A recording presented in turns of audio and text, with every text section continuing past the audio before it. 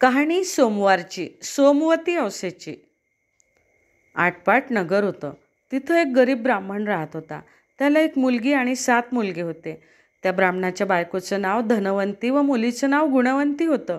त्याच्या घरी अशी चाल होती की आल्या ब्राह्मणाची पूजा करावी, सगळ्यांनी त्याला भिक्षा घालावी, नमस्कार करावा. पुढे एके दिवशी काय झालं, एक मोठा सूर्यासारखा तेजस्वी ब्राह्मण आला. सगळ्यांनी त्याची पूजा केली. 7 मुलांनी व त्यांच्या बायकांनी त्याला भिक्षा घातली, नमस्कार केला. ब्राह्मणानं त्यांना आशीर्वाद दिला, संतती वाढो, संपत्ती वाढो, तुमचं सौभाग्य अक्षयी राहो. धन्वंतीबाईनं आपल्या मुलीला सांगितलं, मुली मुली भिक्षा घाल. मुलगी उठली, भिक्षा घातली, नमस्कार केला. ब्राह्मणानं तिला आशीर्वाद दिला, धर्मिणी हो. मुलीनं आपल्या आईला सांगितलं, आई आई भटजींनी जसा वहिनीला आशीर्वाद दिला तसं मला नाही दिला. आई म्हणाली, चल पाहू, पुन्हा त्याला भिक्षा घाल. मुलीनं पुन्हा भिक्षा घातली, नमस्कार केला. ब्राह्मणानं आशीर्वाद दिला की धर्मिणी हो. तेव्हा धन्वंतीनं विचारलं, हिला असा आशीर्वाद का देता? ब्राह्मण म्हणाला, हिला लग्नातच वैधव्य येणार आहे. धन्वंतीनं ब्राह्मणाचे पाय धरले. ती म्हणाली, जो अपाय असेल तो उपाय सांगेल. माझी एकुलती एक मुलगी रणकी झाली तर मी काय करू, याचा मला काही उपाय सांगा, असं म्हणून रडू लागली. ब्राह्मणाला तिची दया आली.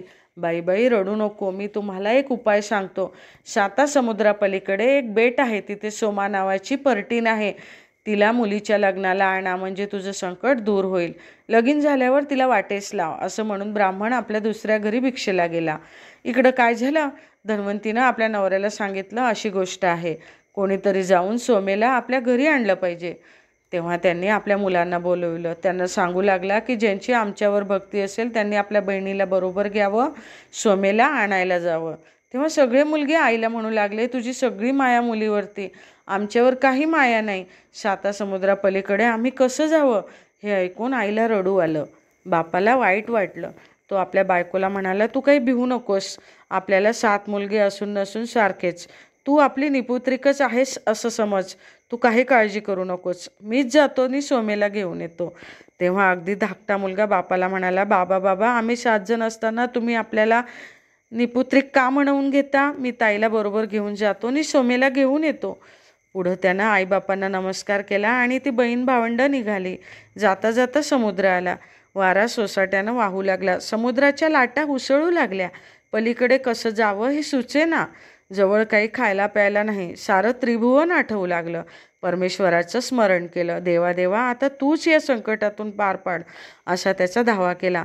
तिथं एक वडाचं झाड होतं. त्याच्या खाली ती भावंड जाऊन बसली. सगळा दिवस उपास पडला. त्या झाडावर गृध्र पक्ष्याचं घरटं होतं. त्यात त्या पक्ष्याची पिल्लं होती. संध्याकाळ झाली. गृध्र पक्षी घरी आले. पिल्लांना चारा देऊ लागले. पिल्लं काही चारा घेईना. त्यांनी आपल्या आईबापांना सांगितलं, आपल्या घरी 2 पाहुणे आले आहेत, झाडाखाली उपाशी आहेत, त्यांना टाकून आम्ही जेवणार नाही. गृध्र पक्षी खाली आले. ब्राह्मणाला पुसू लागले, तू असं चिंतेत का पडला आहेस? तुझं काय असेल ते आम्हाला सांग, आम्ही ते काम पार पाडू, तुझी चिंता दूर करू. उपाशी काही निजू नको. आम्ही तुला फळं देतो, ती थोडीशी खा, थोडीशी या मुलीला दे. ब्राह्मणाला आनंद झाला. त्यानं देवाचे आभार मानले. गृध्र पक्षाला त्यानं आपला हेतू सांगितला. पक्षी म्हणाला, उद्या उजाडल्यावर तुम्हाला मी घेऊन जातो, सोमा पर्टिनीच्या दारी नेऊन सोडतो. मग बहीण भावंडांनी फळं खाल्ली. रात्री आनंदानं झाडाखाली निजली. उजाडल्यावर पक्षी झाडाखाली आले. बहीण भावाला आपल्या पाठीवर बसवून सोमेच्या दाराशी नेऊन सोडले. पक्षी आपले चरायला गेले. पुढे बहीण भावंडांनी काय केलं? रोज पहाटे उठावं, सोमा पर्टिनीचे अंगण झाडावं, शेणानं सारवून ठेवावं. असं करता करता वर्ष निघून गेलं. एके दिवशी सोमेनं आपल्या मुलांना सुनांना विचारलं, रोज सकाळी कोण उठतं, माझं अंगण कोण झाडतं? ही म्हणे मी नाही, ती म्हणे मी नाही. तेव्हा सोमेला आश्चर्य वाटलं. काही केल्या पत्ता लागेना. मग दुसऱ्या दिवशी सोमा जागत बसली. 3 प्रहर रात्र उलटून गेली. 4थ्या प्रहरी काय झालं? ब्राह्मणाची मुलगी अंगण झाडते आहे, तिचा भाऊ ते सारवतो आहे असे दिसले. सोमा पर्टीन पुढं आली. तिनं विचारलं, मुलांनो, तुम्ही कोण आहात? त्यांनी सांगितलं, आम्ही ब्राह्मणाची मुलं आहोत. सोमा म्हणाली, तुम्ही आमचं अंगण का झाडता, का सारवता? आम्हाला पाप लागेल.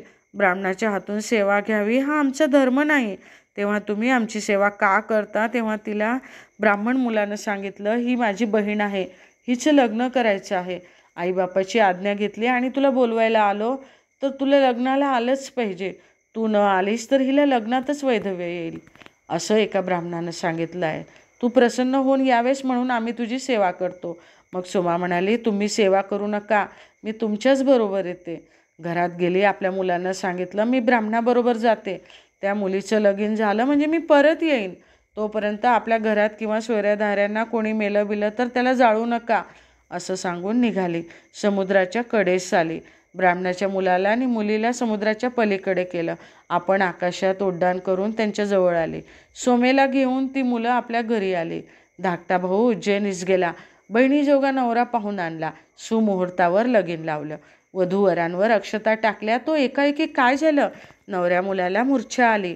धाडकन जमिनीवर तो कोसळला. हालत नाही, बोलत नाही. सगळे लोक घाबरलेले. सोमेनं जवळ येऊन पाहिलं. मुली मुली घाबरू नकोस म्हणून धीर दिला. मी तुला सोमवतीचं पुण्य देते, त्यानं तुझा पती जिवंत होईल असं सांगितलं. मग सोमा उठली. तिनं उदक घेतलं, संकल्प केला आणि आपलं पुण्य गुणवंतीला दिलं. तसा तिचा नवरा जिवंत झाला. सगळ्यांना आनंद झाला. पुढे लगीन झाल्यावर सोमा घरी यायला निघाली. इकडे सोमाच्या घरी काय झालं? पहिल्यानं तिचा मुलगा गेला, त्याच्या मागून नवरा मेला, त्याच्या मागून जावई मेला. इकडे सोमा आपल्या घराची वाट चालतेच आहे. वाटेनं तिला सोमवती आवाज पडली. त्या दिवशी काय झालं? एक म्हातारी बाई वाटेत भेटली. तिच्या डोक्यावर कापसाचा भारा होता. सोमेला म्हणाली, बाई बाई, माझ्या डोक्यावर भार झाला आहे, एवढा भार खाली उतरव, आपण दोघी बरोबर जाऊ. सोमेनं उत्तर केलं, आज सोमवती आवास आहे, माझा नेम आहे, धर्म आहे, मला कापसाला शिवायचं नाही. पुढं जाता जाता काय झालं? ती एका नदीच्या काठी आली. तिथं पिंपळाचं झाड दिसलं. नदीत स्नान केलं, श्री विष्णूची पूजा केली. तिच्याजवळ काही नव्हतं म्हणून 100 वाळूचे खडे हाती घेतले आणि पिंपळाला प्रदक्षिणा घातल्या. त्या पुण्यानं काय झालं? तिच्या घरी तिचा मुलगा, नवरा, जावई सगळे जिवंत झाले. सोमा आपल्या घरी आली. सुनांनी तिला विचारलं, सासूबाई, तुम्ही गेल्यावर घरातील माणसं मेली होती, ती आम्ही तशीच ठेवली होती आणि तुमची वाट पाहत बसलो होतो. तुम्ही यायच्या अगोदर ती जिवंत झाली, असा चमत्कार कशानं झाला?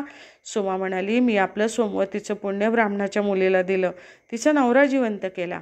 माझ्याजवळचं पुण्य खपलं म्हणून इकडे असं अशुभ झालं. वाटेत मला सोमवती आवाज पडली.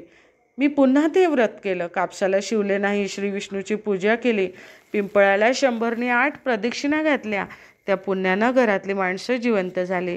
तुम्ही या व्रताचं आचरण करा, म्हणजे तुम्हाला वैधव्य प्राप्त होणार नाही, संतत संपत अक्षयही राहील. तेव्हा सुनांनी विचारलं, हे व्रत कसं करावं? तेव्हा ती म्हणाली, सोमवती आवास आली म्हणजे सकाळी उठावं, स्नान करावं, मुक्यानं वस्त्र नेसावं, पिंपळाच्या पारावर जावं, श्री विष्णूची पूजा करावी, श्रीमंतांनी हिरेमाणकं घ्यावी, मोतीपोळी घ्यावी, सोन्या रुपयांची भांडी घ्यावी, गरिबांनी आपली तांब्या काशीची घ्यावी, चांगली चांगली फळं पुष्प घ्यावी, जशी अनुकूल असतील तशी घ्यावीत, पण ही सगळी 108 मोजून घ्यावीत.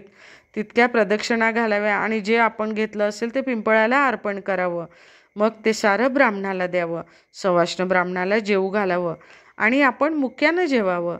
असं व्रत जी करेल तिला वैधव्य प्राप्त होणार नाही, इच्छित फळ प्राप्त होईल, संतत संपत वाढेल. ही 60 उत्तराची कहाणी, 5 उत्तरी सुफळ संपूर्ण.